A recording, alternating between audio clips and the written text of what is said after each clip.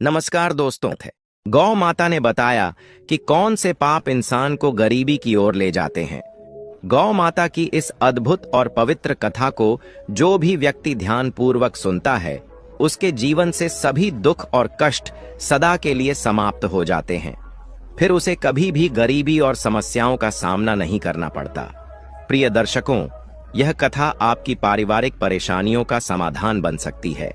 इसे देखने मात्र से आपके परिवार की सारी समस्याएं दूर हो सकती हैं। नमस्कार प्रिय दर्शकों, हर हर महादेव। आज की कथा आरंभ करने से पहले आपसे एक निवेदन है। गरुड़ पुराण में कहा गया है कि जो भी कथा या शिक्षा बीच में छोड़ दी जाती है, वह व्यक्ति के लिए पाप का कारण बनती है। इसलिए कृपया इस कथा को अंत तक अवश्य सुनें। यदि आप एक सच्चे सनातनी हैं और भगवान श्री राम में अटूट आस्था रखते हैं, तो अभी इस वीडियो को लाइक करें, चैनल को सब्सक्राइब करें और कमेंट में जय श्री राम लिखकर अपना समर्थन दिखाएं। तो चलिए प्रिय दर्शकों, बिना किसी विलंब के आज की प्रेरणादायक कथा शुरू करते हैं। प्रिय भक्तों, आज की कथा बहुत ही हृदयस्पर्शी है। इसमें हम जानेंगे कि गौ माता ने इंसान के कौन से पापों को उसकी गरीबी और दुख का कारण बताया है। साथ ही यह भी जानेंगे कि वे कौन से 3 लोग हैं जिनकी वजह से घर में हमेशा कष्ट और अशांति बनी रहती है। जिस घर में इन 3 लोगों का वास होता है, वहां मां लक्ष्मी का कभी प्रवेश नहीं होता। प्रिय भक्तों, एक समय की बात है जब भगवान शिव और माता पार्वती कैलाश पर्वत पर विराजमान थे। शांत और दिव्य वातावरण में दोनों पृथ्वी लोक के सौंदर्य का आनंद ले रहे थे। तभी माता पार्वती ने भगवान शिव से कहा, हे नाथ, हमें पृथ्वी लोक पर भ्रमण किए हुए बहुत समय हो गया है।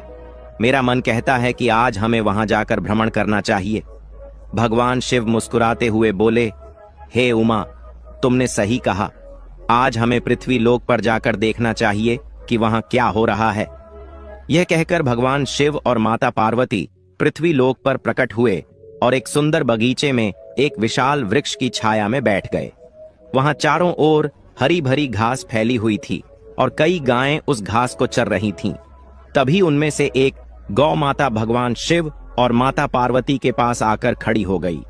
गौ माता ने विनम्रता से झुककर कहा, हे देव, आपके दर्शन पाकर मैं धन्य हो गई। मेरे मन में एक प्रश्न है जिसका उत्तर मुझे अब तक किसी भी संत या ज्ञानी से नहीं मिल सका। कृपया मेरे इस प्रश्न का उत्तर दें। भगवान शिव ने गौ माता से कहा, पूछो गौ माता, तुम्हारे मन में क्या प्रश्न है। गौ माता ने कहा, हे प्रभु, इंसान को किस पाप के कारण गरीबी का सामना करना पड़ता है, और वे 3 लोग कौन हैं जिनके प्रभाव से घर का सर्वनाश हो जाता है। क्या मनुष्य को केवल उसके भाग्य के कारण अमीरी या गरीबी मिलती है। भगवान शिव मुस्कुराते हुए बोले, हे गौ माता, तुम्हारा प्रश्न अत्यंत महत्वपूर्ण है और मैं तुम्हें इसका उत्तर अवश्य दूंगा।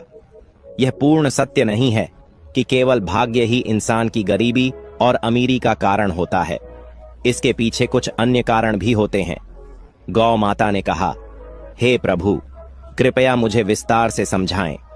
तब भगवान शिव ने कहा, हे गौ माता, मैं तुम्हारे इस प्रश्न का उत्तर एक कथा के माध्यम से दूंगा, जिससे तुम्हें सब कुछ स्पष्ट हो जाएगा। भगवान शिव ने कथा सुनाना प्रारंभ किया। यह प्राचीन काल की बात है। अवंतीपुर नामक एक नगर था, जहां एक परोपकारी और विनम्र स्वभाव वाला व्यापारी रहता था। उसके 2 बेटे थे, जो अपने पिता की तरह ही ईमानदार और दयालु थे। व्यापारी अपने दोनों बेटों के साथ परिवार में सुख शांति से जीवन व्यतीत कर रहा था। व्यापारी ने अपने दोनों बेटों का विवाह धूमधाम से कर दिया था। उसकी दोनों बहुएं बेहद समर्पित थीं और घर के सभी कार्यों को मिलजुल कर पूरे उत्साह के साथ करती थीं। दोस्तों, जब व्यापारी की छोटी बहू घर में आई, तो ऐसा लगा जैसे उनके घर में स्वयं माता लक्ष्मी ने प्रवेश कर लिया हो। उसके आने के बाद व्यापारी के व्यापार में 2 गुना लाभ होने लगा। उनके घर में कभी धन या अन्न की कमी नहीं होती थी। घर का वातावरण अत्यंत शांतिपूर्ण और सौहार्दपूर्ण था। व्यापारी के दोनों पुत्र मिलजुल कर रहते थे और दोनों बहुएं भी आपस में बड़ा प्रेम भाव रखती थीं। घर का हर कार्य करने से पहले सभी परिवारजन मिलकर सलाह मशविरा करते थे और फिर कार्य आरंभ करते थे। व्यापारी का व्यापार भी दिन प्रतिदिन उन्नति कर रहा था। एक दिन व्यापारी ने अपने दोनों बेटों और बहुओं को बुलाकर कहा, पुत्रों, अब मुझसे व्यापार का काम संभालना कठिन हो गया है, इसलिए आज से मैं यह जिम्मेदारी तुम दोनों को सौंपता हूं। पिता की बात मानकर दोनों पुत्रों ने बड़े मनोयोग से व्यापार की बागडोर संभाल ली। व्यापारी को यह देखकर संतोष होता था कि उसका परिवार प्रेम और सद्भाव से रह रहा है।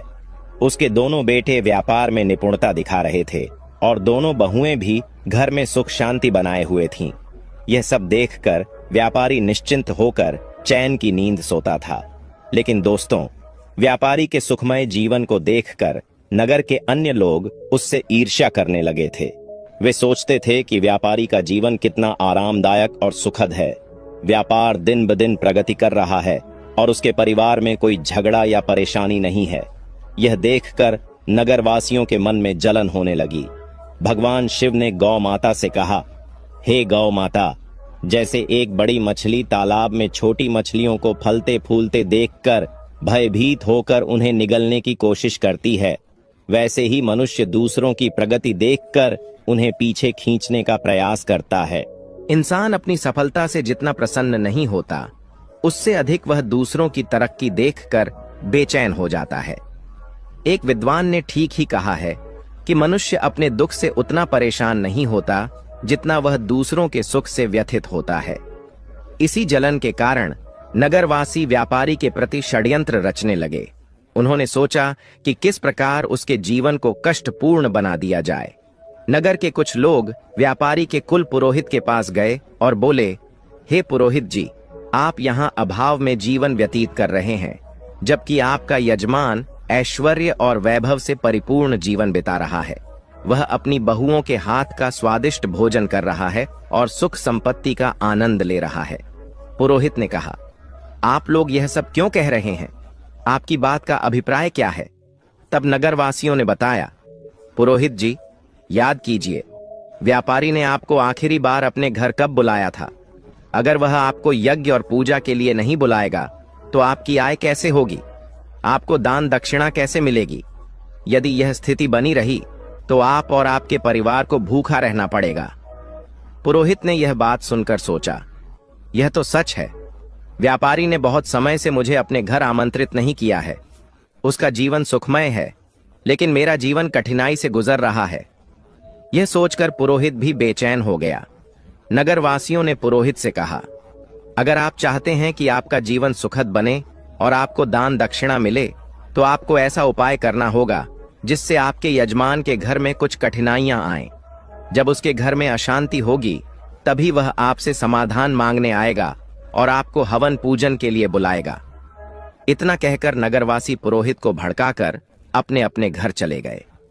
नगरवासियों की बातों से प्रभावित होकर वह पुरोहित चिंता में डूब गया और सोचने लगा, अब मैं ऐसा क्या उपाय करूं जिससे व्यापारी के घर में कलह और उसके व्यापार में हानि होने लगे।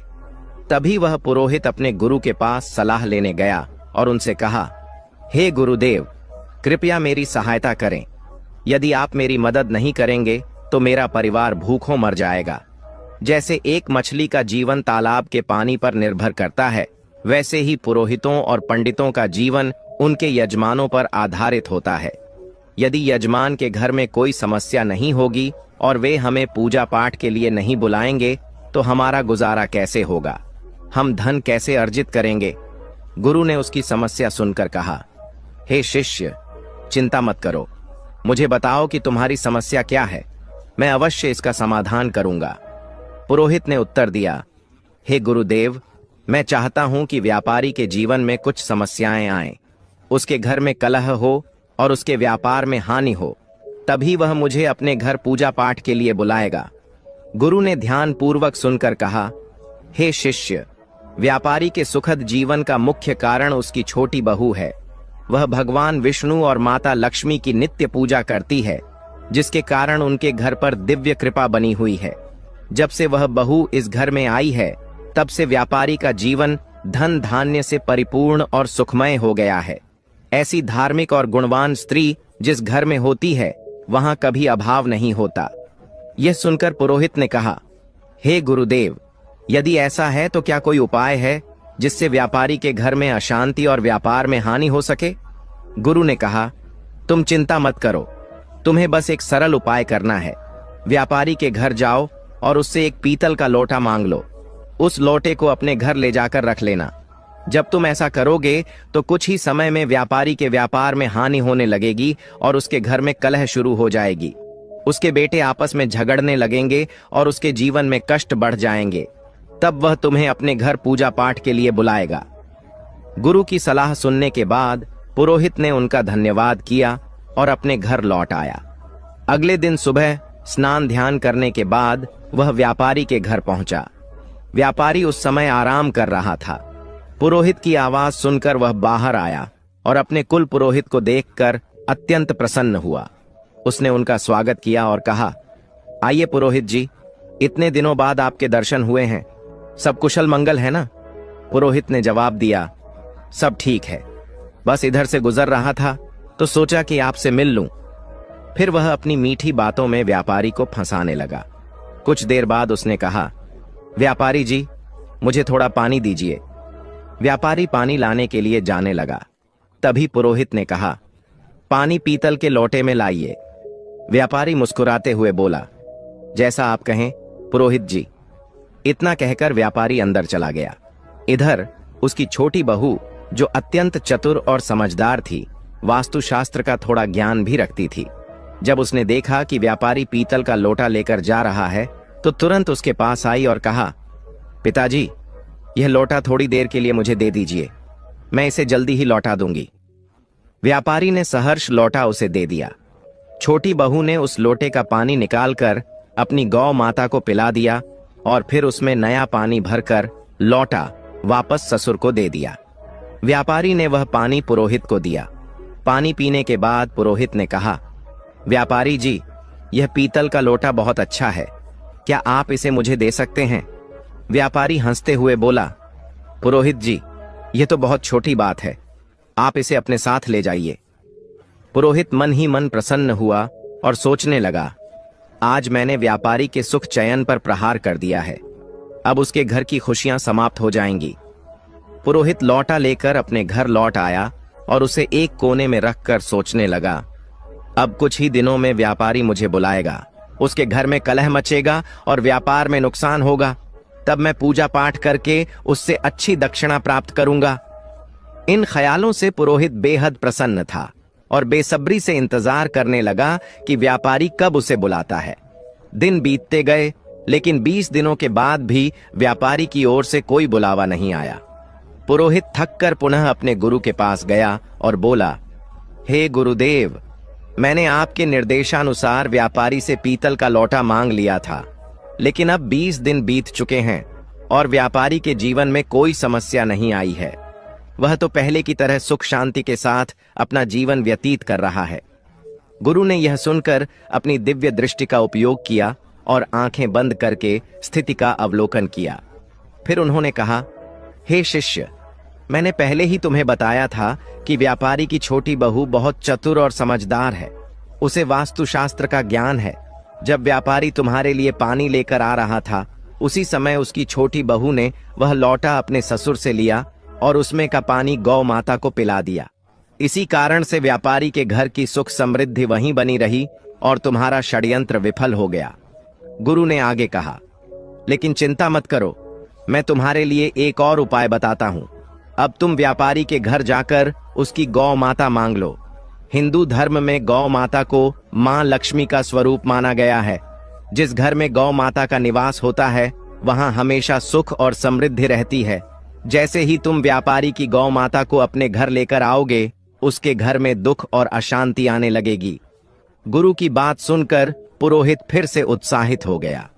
उसने गुरु का धन्यवाद किया और घर लौटकर अगले दिन का इंतजार करने लगा। वह सोचने लगा, कल सुबह होते ही मैं व्यापारी के घर जाऊंगा और उसकी गौ माता मांग लूंगा, फिर देखता हूं कि व्यापारी कैसे सुखी रहता है। अगले दिन सुबह सुबह स्नान करने के बाद पुरोहित सीधे व्यापारी के घर पहुंच गया। व्यापारी ने दरवाजा खोला और अपने कुल पुरोहित को देखकर प्रसन्नता से उनका स्वागत किया। वह उन्हें अंदर लेकर गया और स्वादिष्ट भोजन परोसा। भोजन के बाद व्यापारी ने पूछा, पुरोहित जी, आज आपके आगमन का क्या कारण है? सब कुशल तो है? पुरोहित ने दुख भरे शब्दों में कहा, व्यापारी जी, इस समय मैं बहुत कठिनाई में हूं। मेरे घर की गौ माता ने दूध देना बंद कर दिया है और मेरे छोटे बच्चे को दूध की अत्यंत आवश्यकता है। उसकी उम्र ऐसी है कि बिना दूध के वह जीवित नहीं रह सकता। इसीलिए मैं आपसे मदद मांगने आया हूं। अगर आप मुझे अपनी गौ माता दे दें तो यह आपका बहुत बड़ा उपकार होगा। पुरोहित की करुणा भरी बातें सुनकर व्यापारी सोचने लगा, यह हमारे कुल पुरोहित हैं, इनकी सहायता करना एक पुण्य का कार्य होगा। गौदान से मुझे बड़ा फल मिलेगा। ऐसा विचार कर व्यापारी ने कहा, पुरोहित जी, आप चिंता न करें, मैं आपको गौ माता दे देता हूं। व्यापारी गौ माता को लेने के लिए जाने लगा। जैसे ही वह गौ माता को लेकर पुरोहित की ओर बढ़ा, उसकी छोटी बहू तेजी से वहां आई और ससुर को रोकते हुए बोली, पिताजी, यह गौ माता कहां ले जा रहे हैं? व्यापारी ने उत्तर दिया, बेटी, हमारे कुल पुरोहित आए हैं। उनकी गौ माता ने दूध देना बंद कर दिया है। वे हमारी गौ माता मांग रहे हैं, इसलिए मैं उन्हें देने जा रहा हूं।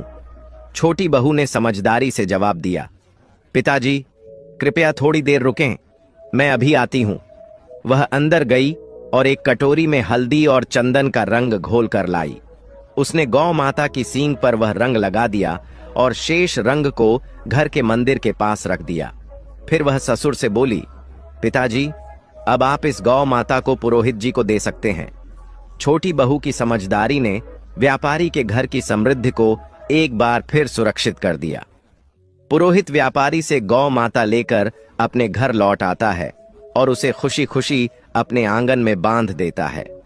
वह सोचता है, अब कुछ ही दिनों में व्यापारी को अपने घर की समस्याओं का सामना करना पड़ेगा और वह मुझे पूजा पाठ के लिए बुलाएगा। इस विचार से पुरोहित मन ही मन प्रसन्न होता है और व्यापारी के बुलावे का बेसब्री से इंतजार करने लगता है। लेकिन कई दिन बीतने के बाद भी व्यापारी की ओर से कोई संदेश नहीं आता। पुरोहित को यह असहज लगने लगा। आखिरकार वह दोबारा अपने गुरु के पास गया और बोला, हे गुरुदेव, मैंने आपके निर्देशानुसार व्यापारी की गौ माता अपने घर ले आई, लेकिन अब तक व्यापारी के जीवन में कोई कष्ट नहीं आया है। वह तो पहले से भी अधिक सुख शांति से अपना जीवन व्यतीत कर रहा है। गुरु ने ध्यान लगाकर अपनी दिव्य दृष्टि से सब कुछ देखा और कहा, हे शिष्य, मैंने पहले ही कहा था कि व्यापारी की छोटी बहू बहुत बुद्धिमान और चतुर है। उसने तुम्हारे षड्यंत्र को भांप लिया था। जब तुम व्यापारी से गौ माता मांगने गए थे, तब उसने गौ माता की सींग पर जो रंग लगाया था वही उसके घर की समृद्धि का कारण है। उसने उस रंग को मंदिर के पास रख दिया था, जिससे उनके घर का सुख वहीं बंधा रहा। तुम्हारा यह प्रयास विफल हो गया। गुरु ने आगे कहा, लेकिन चिंता मत करो, अब तुम व्यापारी के घर जाकर वह रंग की कटोरी मांग लो। उस रंग को अपने घर लाने के बाद ही तुम व्यापारी के सुख को समाप्त कर पाओगे। गुरु की बात सुनकर पुरोहित ने उनकी सलाह मान ली और व्यापारी के घर पहुंचा। उसने बहाने से व्यापारी से रंग से भरी कटोरी मांगी। व्यापारी उसकी बात मानकर कटोरी लेने अंदर गया। इधर व्यापारी की छोटी बहू पहले ही सतर्क थी। उसने उस कटोरी में रखे पुराने रंग को निकालकर उसमें नया रंग भर दिया। जब व्यापारी कटोरी लेकर बाहर आया तो उसने वही कटोरी पुरोहित को दे दी। पुरोहित रंग की कटोरी लेकर अपने घर लौट आया और खुश होकर सोचने लगा, अब तो व्यापारी का जीवन शीघ्र ही समस्याओं से भर जाएगा और वह मुझे बुलाने पर मजबूर हो जाएगा। लेकिन महीनों बीत गए और व्यापारी का जीवन पहले से भी अधिक सुखद और समृद्ध होता चला गया। थक हार कर पुरोहित फिर से अपने गुरु के पास गया और बोला, हे गुरुदेव, मैंने आपके कहे अनुसार रंग की कटोरी भी व्यापारी के घर से ले आई, लेकिन उसका जीवन पहले से भी अधिक सुखी हो गया है। ऐसा लगता है मेरे सारे प्रयास व्यर्थ हो गए हैं। गुरु ने अपनी दिव्य दृष्टि से फिर सब कुछ देखा और कहा, हे शिष्य, व्यापारी की छोटी बहू अत्यंत चतुर और दूरदर्शी है। उसने तुम्हारे इरादों को पहले ही समझ लिया था। उसने कटोरी में से वह रंग निकाल दिया था जो गौ माता को लगाया गया था।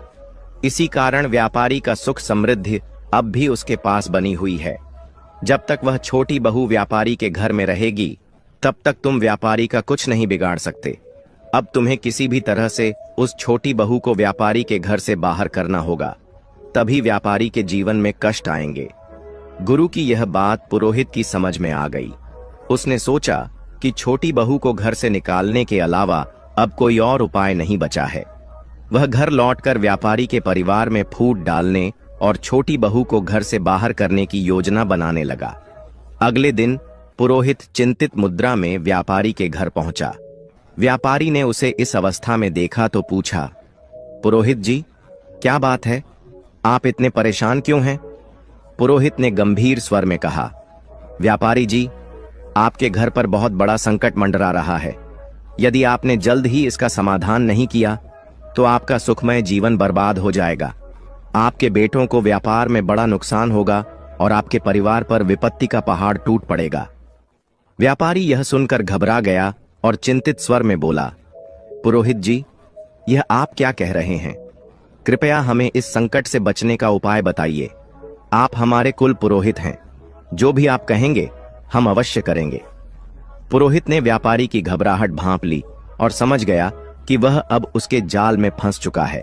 उसने कहा, इस संकट से बचने का एक ही उपाय है। पुरोहित ने व्यापारी से कहा, व्यापारी जी, आपकी छोटी बहू आपके परिवार के लिए एक बड़ा संकट बन चुकी है। जब तक वह इस घर में है, आपका और आपके परिवार का दुर्भाग्य दूर नहीं होगा। मैं तो यही सलाह दूंगा कि आप उसे तुरंत अपने घर से निकाल दें। पुरोहित की इन बातों पर व्यापारी को पहले तो विश्वास नहीं हुआ, लेकिन बार बार पुरोहित के जोर देने पर उसने उसकी बातों पर भरोसा करना शुरू कर दिया। व्यापारी ने कहा, पुरोहित जी, जैसा आप कह रहे हैं मैं वैसा ही करूंगा। आप बताइए कि मुझे अपनी बहू को कब घर से निकालना चाहिए? पुरोहित ने उत्तर दिया, व्यापारी जी, समय व्यर्थ मत कीजिए। जितना जल्दी हो सके उसे घर से निकाल दीजिए। यह कहकर पुरोहित मन ही मन प्रसन्न होता हुआ अपने घर लौट गया। व्यापारी इस स्थिति से अत्यंत उदास हो गया। वह सोचने लगा, मेरी छोटी बहू तो बहुत ही अच्छे स्वभाव की है। वह न केवल मेरी सेवा करती है बल्कि पूरे परिवार का भी ख्याल रखती है। मैं उसे कैसे घर से निकाल सकता हूं?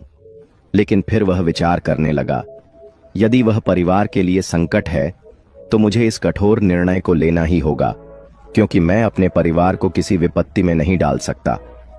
यह सोचकर व्यापारी अपनी छोटी बहू के पास गया और दुखी मन से बोला, बहू, मुझे बहुत दुख है, लेकिन तुम्हें इस घर को आज ही छोड़ना होगा।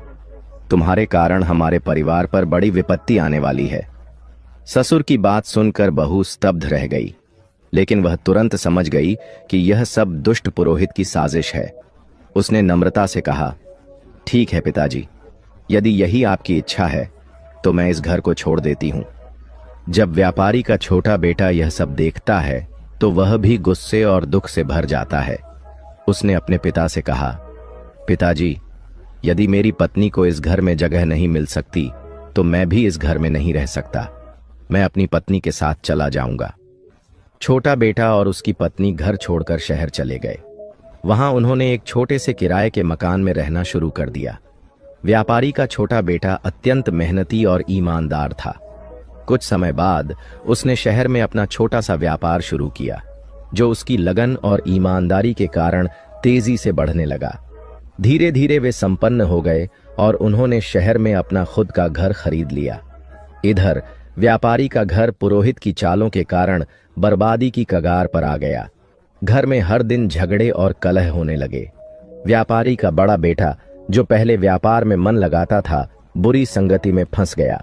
वह बेवजह धन उड़ा रहा था और दिन रात आवारागर्दी करता था। पुरोहित पूजा पाठ के बहाने व्यापारी से लगातार धन लेता रहा और धीरे धीरे व्यापारी की सारी जमा पूंजी समाप्त हो गई। व्यापार भी पूरी तरह से बंद हो गया। अब तो स्थिति यह हो गई कि घर में खाने पीने का भी अभाव हो गया। नगरवासी व्यापारी की दुर्दशा देखकर हंसते और ताने मारते। उसकी दशा का मजाक उड़ाया जाता।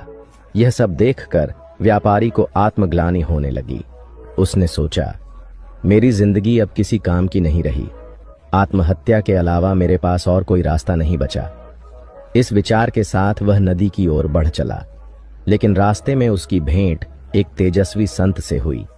संत के मुख पर दिव्य तेज था, माथे पर चंदन का टीका था और उनके लंबे केश उन्हें अद्वितीय बनाते थे। संत को देखकर व्यापारी ने उन्हें प्रणाम किया और उदास होकर आगे बढ़ने लगा।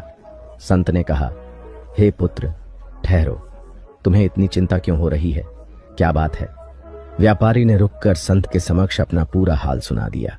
उसकी बातें सुनकर संत ने तुरंत स्थिति को समझ लिया। संत बोले, हे पुत्र, तुम्हारे जीवन में सभी परेशानियां उसी दिन से शुरू हुईं जब तुमने अपनी छोटी बहू को घर से निकाला। संत महात्मा ने व्यापारी से कहा, हे पुत्र, तुम्हारे घर में यह संकट उसी दिन से शुरू हुआ जब तुमने अपनी छोटी बहू को घर से निकाला। वह साक्षात माता लक्ष्मी का स्वरूप है। उसकी भगवान के प्रति निष्ठा और नित्य पूजा पाठ के कारण तुम्हारे घर में सुख समृद्धि थी। संत की बातें सुनकर व्यापारी को अपनी भूल का एहसास हुआ। वह तुरंत शहर गया और अपने छोटे पुत्र के घर पहुंचकर अपनी बहू के समक्ष हाथ जोड़कर क्षमा मांगते हुए बोला, बहू, मुझे माफ कर दो। मैंने उस दुष्ट पुरोहित की बातों में आकर तुम्हें घर से निकाल दिया, लेकिन सच्चाई यह है कि तुम हमारे परिवार की लक्ष्मी हो। जब तक तुम घर में थीं, सुख और शांति बनी रही, लेकिन तुम्हारे जाने के बाद से हमारा घर क्लेश और दुखों से घिर गया है। हमारा व्यापार पूरी तरह से ठप हो चुका है। ससुर की यह बात सुनकर छोटी बहू ने विनम्रता से कहा, पिताजी, आप चिंता न करें, मैं तुरंत घर लौटती हूँ। यह घर भी मेरा है और वह घर भी मेरा ही है। मैं पहले ही समझ चुकी थी कि पुरोहित ने हमें बाहर करने के लिए षड्यंत्र रचा था। फिर वह ससुर और अपने पति के साथ खुशी खुशी घर लौट आई। मित्रों, इस संसार में कई लोग होते हैं जो दूसरों की खुशियों से जलते हैं और उन्हें बर्बाद करने का प्रयास करते हैं, लेकिन यह हम पर निर्भर करता है कि हम किसकी बातों पर भरोसा करते हैं और कैसे निर्णय लेते हैं। यदि हम गलत लोगों की बातों में आकर अपने ही परिवार को तोड़ेंगे तो निश्चित रूप से हमारा घर बर्बाद हो जाएगा और हमारी स्थिति दयनीय हो जाएगी। छोटी बहू के घर लौटने के कुछ ही दिनों बाद व्यापारी का व्यापार फिर से चलने लगा। उसका परिवार एक बार फिर सुख शांति से भर गया। घर में खुशियां लौट आईं और व्यापारी ने समझ लिया कि एकता और सही निर्णय ही परिवार की नींव को मजबूत रखते हैं। भगवान शिव ने गौ माता से कहा, हे गौ माता, मैं तुम्हें एक महत्वपूर्ण बात बताने जा रहा हूं। ध्यान से सुनो। जिस घर में इन 3 प्रकार के लोगों की बात मानी जाती है, उस घर का नाश सुनिश्चित है। गौ माता ने पूछा, हे प्रभु, वे 3 लोग कौन हैं? भगवान शिव ने कहा, पहला, जिस घर में अहंकारी और दुष्ट स्वभाव वाले व्यक्ति की बात सुनी जाती है, वहां निश्चित रूप से विनाश होता है। दूसरा, जिस घर में लालची, कुटिल और अनैतिक आचरण वाली स्त्री का प्रभाव हो, वहां धन कभी नहीं टिकता और वह घर सदैव दरिद्र रहता है। माता लक्ष्मी ऐसे घर में प्रवेश नहीं करती। तीसरा, जिस घर में बाहरी व्यक्तियों की बातों को अधिक महत्व दिया जाता है और उनके कहे अनुसार घर चलता है, वह घर भी बर्बाद हो जाता है। भगवान शिव ने आगे कहा, हे गौ माता, तुम्हारा दूसरा प्रश्न था कि मनुष्य किस पाप के कारण गरीब या अमीर बनता है। तो सुनो, गीता में भगवान श्री कृष्ण ने कहा है कि मनुष्य को कभी भी अपने विवेक, परिश्रम, बुद्धि और उद्यम पर संदेह नहीं करना चाहिए। उसे सदैव सत्य और धर्म के मार्ग पर चलते हुए निरंतर कर्म करना चाहिए। जो व्यक्ति अपने आप पर संदेह करता है और असत्य का साथ देता है, वह कभी भी सफलता प्राप्त नहीं कर सकता। गरीबी और अमीरी जीवन की धुरी है। जो मनुष्य निरंतर प्रयास करता है और अपने कर्मों पर विश्वास रखता है, वह निश्चित रूप से गरीबी के दलदल से बाहर निकल आता है। गौ माता ने यह सुनकर कहा, हे प्रभु, आपके मुख से यह कथा सुनकर मैं धन्य हो गई। प्रिय भक्तों, यह कथा हमें सिखाती है कि सच्चाई, ईमानदारी और विवेक का अनुसरण करना ही जीवन की सच्ची सफलता का मार्ग है। इस कथा के बारे में आपकी क्या राय है? कृपया अपनी अमूल्य टिप्पणियां हमें कमेंट बॉक्स में जरूर लिखें। हमें आशा है कि इस कथा ने आपको आध्यात्मिक प्रेरणा दी होगी। प्रिय दर्शकों, आगे की कथा में आपको एक ऐसा अनमोल संदेश मिलेगा जो आपके जीवन को नई दिशा प्रदान करेगा। यह कहानी पति पत्नी के पवित्र रिश्ते की गहराई और उसकी महत्ता को समझाने का प्रयास करेगी। पति पत्नी का रिश्ता संसार के सबसे अनमोल और महत्वपूर्ण बंधनों में से एक है। यह सिर्फ दो व्यक्तियों का संबंध नहीं है, बल्कि यह विश्वास, प्रेम और जिम्मेदारी का एक अटूट संगम है। यह रिश्ता तभी मजबूत बनता है जब दोनों एक दूसरे का साथ निभाएं और हर परिस्थिति में एक दूसरे के साथ खड़े रहें। लेकिन अगर इस रिश्ते में दूरियां आ जाएं, तो यह केवल दुख और पछतावा ही लेकर आता है।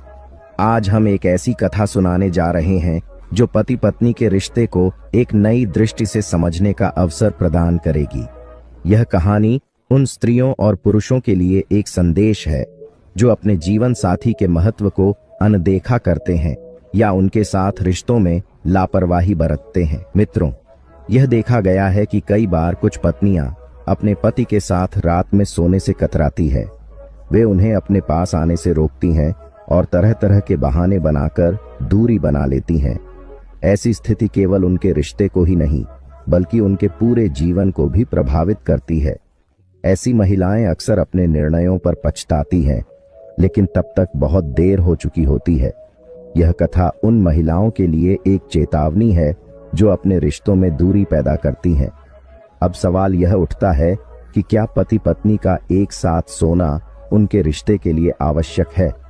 इस प्रश्न का उत्तर आज हम एक कथा के माध्यम से समझने का प्रयास करेंगे।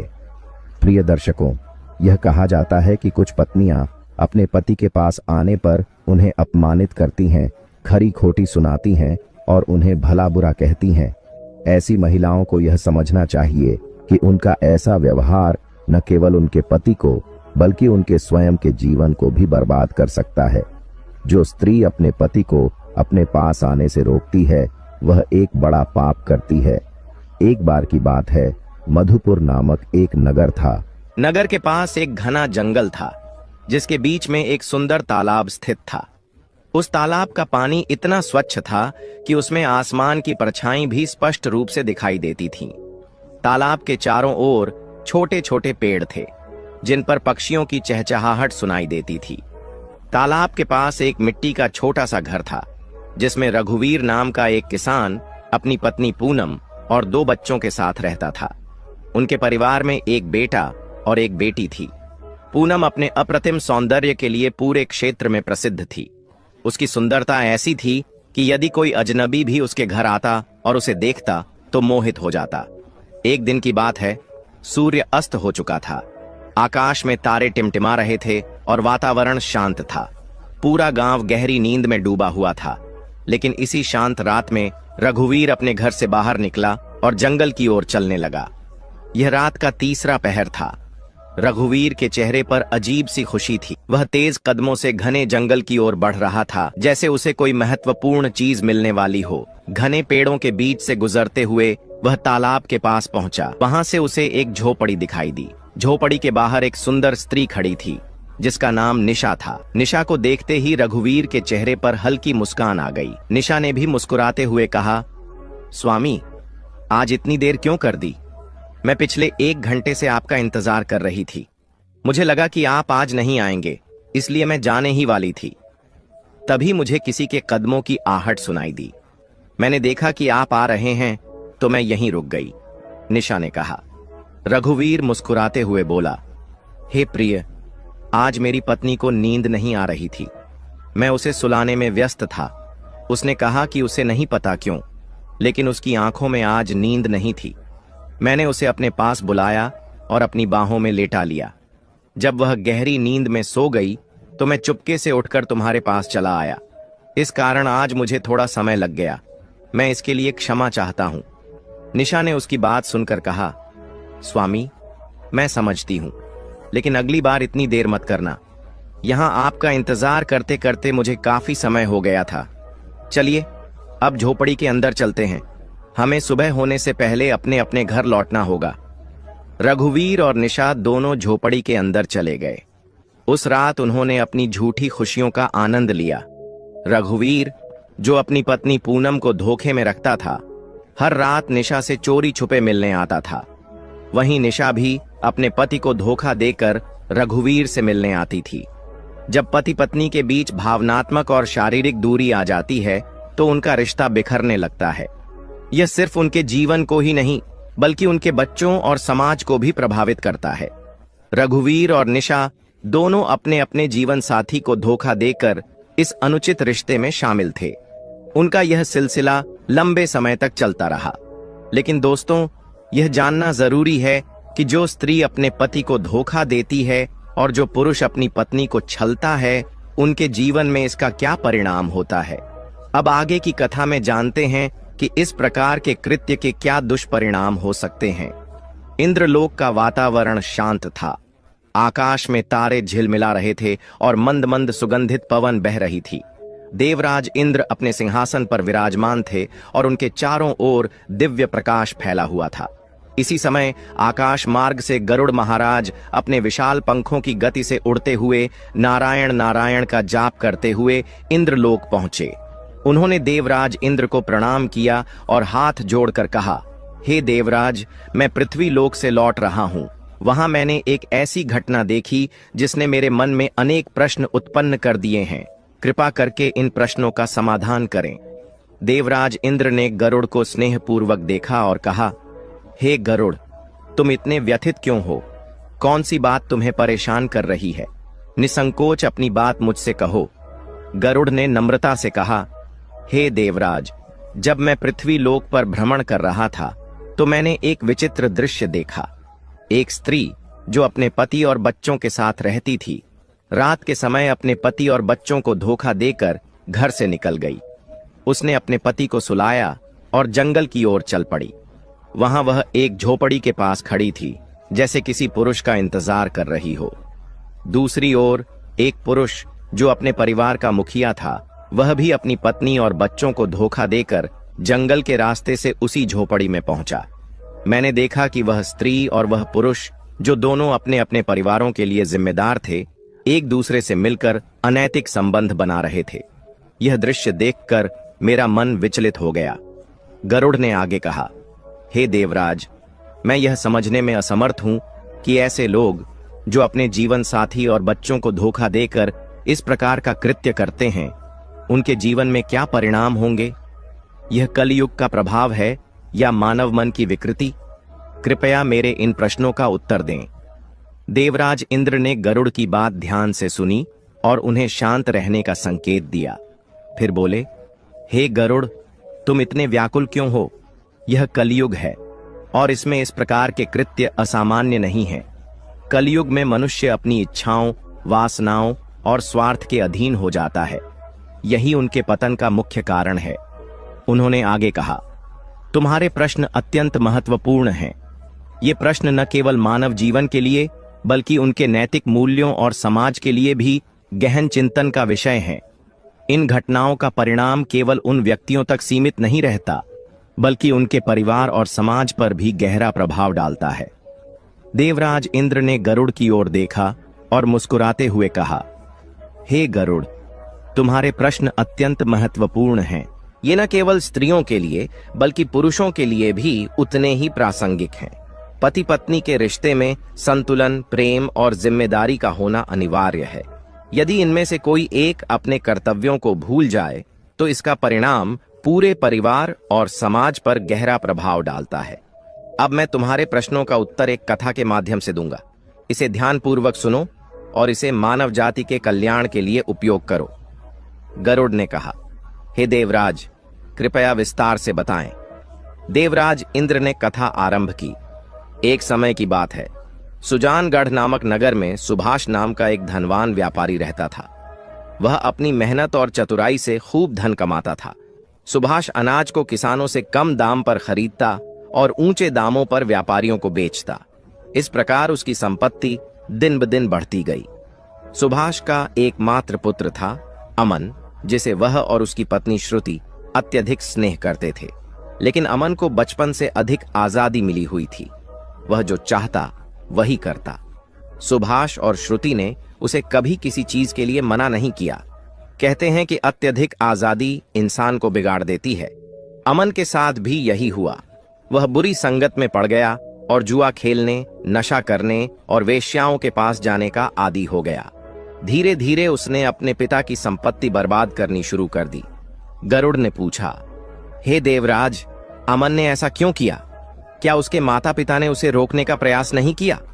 देवराज इंद्र ने उत्तर दिया, हे गरुड़, सुभाष और श्रुति ने अमन को समझाने की बहुत कोशिश की, लेकिन जब कोई व्यक्ति बुरी संगत में पड़ जाता है तो उसे सही रास्ते पर लाना अत्यंत कठिन हो जाता है। अमन ने अपने माता पिता की बातों को अनसुना कर दिया।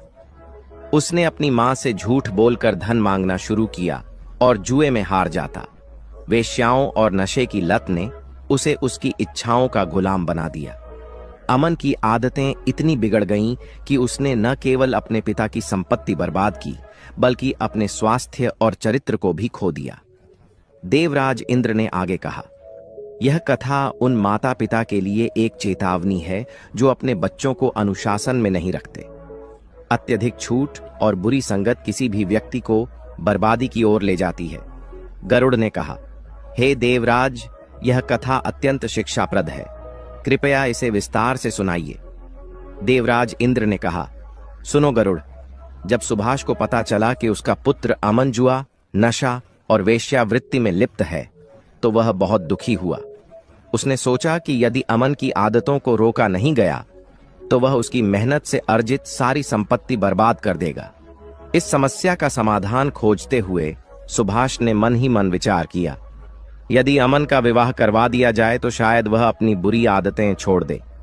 जब घर में उसकी पत्नी आएगी तो वह अपना ध्यान परिवार पर केंद्रित करेगा और वेश्याओं के पास जाना बंद कर देगा। इस सोच के साथ सुभाष ने एक धनवान सेठ की सुंदर और गुणवान बेटी निर्मला से अमन का रिश्ता तय कर दिया। निर्मला न केवल रूपवती थी, बल्कि अपने गुणों और नेक स्वभाव के कारण पूरे क्षेत्र में प्रशंसा पाती थी। कुछ ही समय बाद अमन और निर्मला का विवाह हो गया। विवाह के बाद अमन का व्यवहार बदलने लगा। निर्मला की सुंदरता और उसके गुणों ने अमन को गहराई से प्रभावित किया। उसने वेश्याओं के पास जाना पूरी तरह से छोड़ दिया और अब घर पर ही रहने लगा। कुछ समय तक सब कुछ सही चलता रहा। निर्मला ने अपनी अच्छाइयों और प्रेम से अमन को सुधारने का हर संभव प्रयास किया, लेकिन समय कभी किसी के लिए रुकता नहीं। अमन के माता पिता वृद्ध हो चुके थे और एक दिन वृद्धावस्था के कारण उन्होंने इस संसार को त्याग दिया। उनके जाने के बाद अमन पर कोई मार्गदर्शन करने वाला नहीं बचा। निर्मला के साथ रहते हुए अमन ने वेश्याओं का साथ तो छोड़ दिया, लेकिन उसकी जुए की लत अभी भी बनी हुई थी। यह लत धीरे धीरे उसे बर्बादी की ओर ले जाने लगी। कुछ ही समय में अमन ने अपने पिता की वर्षों की मेहनत से अर्जित सारी संपत्ति जुए में हार दी। अब उसके पास ना तो धन बचा था और ना ही कोई हुनर। वह पूरी तरह से कंगाल हो चुका था। एक दिन निर्मला ने उससे कहा, स्वामी, अब तो हमारे पास खाने के लिए भी कुछ नहीं बचा है। कृपया कोई नौकरी खोजिए ताकि हम अपना गुजारा कर सकें। पर कहते हैं कि ज्ञान और कौशल ही इंसान की असली पहचान होते हैं। अगर कोई व्यक्ति राजा के पास नौकरी मांगने जाता है तो राजा सबसे पहले यही पूछता है कि उस व्यक्ति के पास क्या हुनर और योग्यताएं हैं। अगर उसके पास कोई कौशल नहीं होता तो उसे वहां से खाली हाथ लौटा दिया जाता है। अमन के पास कोई कौशल नहीं था। उसने अपना सारा समय और ऊर्जा जुए, नशे और गलत आदतों में बर्बाद कर दी थी। अब वह अपने परिवार के लिए भोजन जुटाने में भी असमर्थ हो गया था। अमन के जीवन में यह सबसे कठिन समय था। उसके पास एक बेटा और एक बेटी थी जो अब विवाह योग्य हो चुके थे, लेकिन उनके विवाह के लिए धन जुटाने का कोई साधन नहीं था। घर की हालत इतनी खराब हो गई थी कि वे खाने के लिए भी मोहताज हो गए। अमन की यह स्थिति उसे निरंतर पछतावे और निराशा में ढकेल रही थी। एक दिन अमन अपनी पत्नी निर्मला के पास गया और उससे अपनी इच्छाओं की पूर्ति के लिए बात करने लगा, लेकिन निर्मला ने उसे शांत और गंभीर स्वर में कहा, स्वामी, जीवन का सबसे बड़ा सुख केवल काम वासना में नहीं होता। असली सुख दूसरों की मदद करने और एक सच्चा नेक जीवन जीने में है। जो लोग अपनी वासनाओं और लालसाओं में अंधे हो जाते हैं वे अंततः बर्बाद हो जाते हैं। यही तुम्हारे साथ भी हुआ है। निर्मला ने आगे कहा, हे स्वामी, अब मैं तुम्हें 3 बड़ी गलतियों के बारे में बताना चाहती हूं जो लोग अनजाने में कर बैठते हैं और बाद में जीवन भर पछताते हैं। इन्हें ध्यान से सुनो और समझो। पहली गलती, शिक्षा और कौशल की उपेक्षा। निर्मला ने कहा, सबसे पहली गलती यह है कि लोग अपने जीवन के शुरुआती दिनों में शिक्षा और कौशल को महत्व नहीं देते। ऐसे लोग अपने करियर और जीवन में अनगिनत कठिनाइयों का सामना करते हैं। अगर तुमने अपनी जवानी में कोई कौशल सीखा होता या अच्छी शिक्षा प्राप्त की होती तो आज यह हालत नहीं होती। यही गलती तुम्हें जीवन भर परेशान करती है। दूसरी गलती, काम टालने की आदत। निर्मला ने कहा, दूसरी गलती है काम टालने की आदत। जो लोग अपनी जवानी में आलस्य करते हैं और समय का सही उपयोग नहीं करते, उन्हें भविष्य में अपने लक्ष्यों को प्राप्त करने में कठिनाइयों का सामना करना पड़ता है। तुमने भी अपने समय को व्यर्थ किया और यही कारण है कि आज तुम इस स्थिति में हो। तीसरी गलती, गलत संगति। निर्मला ने कहा, तीसरी गलती है गलत संगति। इंसान को पूरी तरह बर्बाद कर देती है। तुमने भी इन्हीं गलतियों को अपनाया और आज तुम्हारा जीवन इस स्थिति में आ पहुंचा है। निर्मला की बातें सुनकर अमन गहराई से सोचने पर मजबूर हो गया। उसे अपनी गलतियों का एहसास हुआ, लेकिन अब पछताने के सिवाय उसके पास कुछ भी नहीं बचा था। यह कथा हमें सिखाती है कि जीवन में सही दिशा में समय और ऊर्जा का उपयोग कितना महत्वपूर्ण है। जो लोग समय रहते अपने कर्तव्यों और जिम्मेदारियों को नहीं समझते, उन्हें अंततः पछताना ही पड़ता है। निर्मला ने गंभीरता से कहा, हे स्वामी, अब मैं तुम्हारे साथ शारीरिक संबंधों में शामिल नहीं हो सकती। हमारी उम्र भी अब उस पड़ाव पर पहुंच चुकी है जहां हमें अपने जीवन को आत्मिक शांति और भगवान की सेवा में लगाना चाहिए। जीवन के प्रारंभिक चरण में इंसान ब्रह्मचारी रहता है, फिर विवाहित जीवन में प्रवेश करता है और परिवार की जिम्मेदारियां निभाता है। लेकिन वृद्धावस्था का चरण ऐसा होना चाहिए जहां हम अपनी वासनाओं को त्याग कर आध्यात्मिकता का मार्ग अपनाएं। यही समय है कि हम पूजा, भजन और भगवान की सेवा में लगें। यही हमारे जीवन का उद्देश्य होना चाहिए। निर्मला ने दृढ़ता से कहा, मैं अपनी बची हुई जिंदगी को व्यर्थ नहीं जाने देना चाहती। जिस तरह तुमने अपनी जवानी में अपना समय और ऊर्जा बर्बाद की, मैं अब वैसा नहीं कर सकती। मुझे विश्वास है कि भगवान हमारी सहायता करेंगे। अब सही समय आ गया है कि हम अपनी आत्मा को परमात्मा से जोड़ें और अपने बच्चों के भविष्य के बारे में सोचें। देवराज इंद्र ने गरुड़ से कहा, हे गरुड़, यह कथा मानव जाति के लिए एक महत्वपूर्ण सबक है। जो लोग अपनी जवानी में शिक्षा, मेहनत और सही संगति को नजरअंदाज करते हैं, उन्हें वृद्धावस्था में पछताना पड़ता है। सही दिशा, अनुशासन और नैतिकता ही मनुष्य के जीवन को सफल बनाते हैं। इन गुणों की कमी इंसान को दुख और कठिनाइयों के चक्रव्यूह में फंसा देती है। निर्मला ने अपने पति अमन से साफ साफ कहा कि वह अब उनके साथ शारीरिक संबंधों में शामिल नहीं होगी। उसने अपने फैसले पर मजबूती से टिके रहने का निर्णय लिया और अपने बच्चों के विवाह और परिवार की भलाई को प्राथमिकता दी। उसने कहा, हमें अब अपनी वासनाओं को त्याग कर भगवान की शरण में जाना चाहिए। मेहनत करेंगे तो भगवान अवश्य हमारा साथ देंगे। कुछ समय बाद निर्मला की मुलाकात एक वृद्ध महिला से हुई। वह महिला अकेली थी, जिसके पास कोई संतान नहीं थी। उसने निर्मला से कहा, बेटी, मेरे पास जो भी धन संपत्ति है मैं तुम्हें दे रही हूं। बदले में मुझे सिर्फ 2 वक्त की रोटी और तुम्हारे परिवार का हिस्सा बनने की अनुमति चाहिए। निर्मला ने उस वृद्धा के प्रस्ताव को स्वीकार कर लिया। वृद्धा के धन और सहयोग से उनके परिवार की स्थिति में सुधार हुआ। उन्होंने अपने दोनों बच्चों के विवाह कर दिए। धीरे धीरे घर में खुशहाली लौट आई और परिवार सुख शांति से रहने लगा। लेकिन अमन का स्वभाव फिर से बदलने लगा। निर्मला के साथ उसकी दूरी ने उसे गलत रास्ते पर धकेल दिया। निर्मला ने अपने जीवन में आध्यात्मिकता को प्राथमिकता देते हुए अमन के साथ शारीरिक संबंध बनाने से इनकार कर दिया। लेकिन अमन अपनी इच्छाओं को नियंत्रित नहीं कर सका। वह अपनी वासनाओं से पीड़ित हो गया और धीरे धीरे एक अन्य स्त्री के प्रभाव में आ गया। वह स्त्री उसे रात्रि में अपने पास बुलाती थी। अमन अपनी पत्नी और बच्चों को सुलाकर रात के अंधेरे में उस स्त्री के पास जाने लगा। वह झूठ और धोखे के रास्ते पर चल पड़ा। प्रिय मित्रों, इस कथा से यह शिक्षा मिलती है कि किसी भी रिश्ते में संतुलन बनाए रखना अत्यंत आवश्यक है। जिस प्रकार निर्मला ने एकदम से अमन का साथ छोड़ दिया, वह भी पूरी तरह से सही नहीं था। पति को सुधारने के लिए धैर्य, समझदारी और प्रेम की आवश्यकता होती है। जो महिलाएं अपने पति का अचानक त्याग कर देती हैं, वे अनजाने में उन्हें गलत रास्ते पर जाने के लिए प्रेरित कर सकती हैं। यह एक ऐसा निर्णय हो सकता है जो पूरे परिवार को बर्बाद कर दे। हर स्त्री को यह 3 बातें हमेशा ध्यान में रखनी चाहिए ताकि उसका परिवार और पति सही दिशा में रहें। पहली बात, साथ सोने का महत्व। स्त्रियों को चाहिए कि वे अपने पति के साथ सोने का त्याग न करें। एक साथ सोना केवल शारीरिक निकटता का प्रतीक नहीं है, बल्कि यह पति पत्नी के बीच प्रेम, विश्वास और भावनात्मक जुड़ाव को मजबूत करता है। जब यह दूरी बढ़ती है तो पति अन्य स्त्रियों की ओर आकर्षित हो सकता है। दूसरी बात, धैर्य और समझदारी। किसी भी रिश्ते में सुधार के लिए धैर्य और समझदारी आवश्यक है। अचानक कठोर निर्णय लेने से रिश्ते कमजोर हो सकते हैं। सही मार्गदर्शन और समर्थन से पति को बेहतर राह पर लाना संभव है। तीसरी बात, पारिवारिक जिम्मेदारियां। हर स्त्री को अपने परिवार की जिम्मेदारियों को प्राथमिकता देनी चाहिए। रिश्तों में संतुलन बनाए रखना और अपनी भूमिका को निभाना पूरे परिवार को खुशहाल और एकजुट रखता है।